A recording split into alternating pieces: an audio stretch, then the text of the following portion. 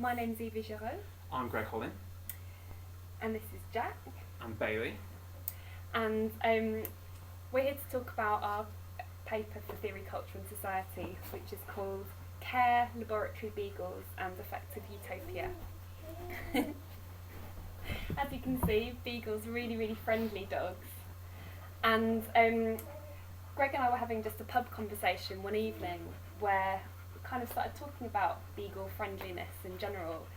And I mentioned to him that it's actually one of the reasons they tend to be used in laboratory work is because they're sort of particularly friendly animals. So I was pretty dubious about this idea, so we started having a bit of a dig around. And one of the things we turned up, which looked particularly interesting, was this experiment that took place at the University of California, Davis.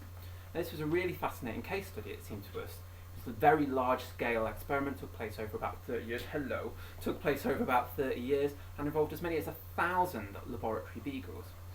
And what pretty quickly became apparent is that Eva was absolutely right. So their beagles were used in this experiment precisely because they were very friendly. And that made them much easier to handle within a laboratory.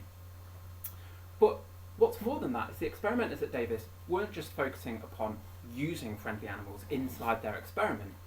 What they also took was steps to try and make the animals they already had even more friendly and even more amenable to laboratory work. And they did that, yes Bailey, they did that by trying to create a caring and emotionally effective environment.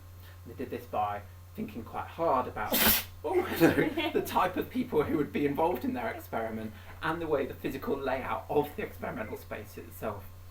But what we thought was particularly interesting is that pretty much all the way through this experiment, this was always aimed at facilitating the pre-existing goals of the experiment.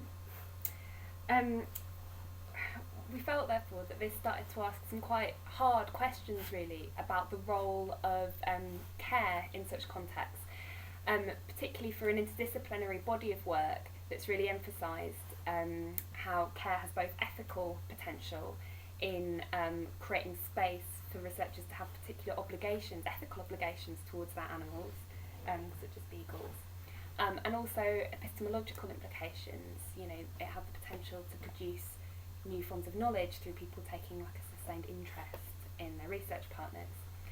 And this body of works had real currency across disciplines such as cultural geography, the environmental humanities more broadly, sociology, history, just to name a few. Oh, and some technology studies, of course. We felt, though, that this experiment really problematised some of the claims made by this body of work by showing that even when care was very much present in the experimental context, it could be used in very instrumental ways that actually went against the potential for new forms of knowledge and new forms of ethics. We therefore want to use this paper to really open dialogue with researchers interested in thinking through a more critical account of care. And we hope that the paper will really open this sort of conversation up. Stop it.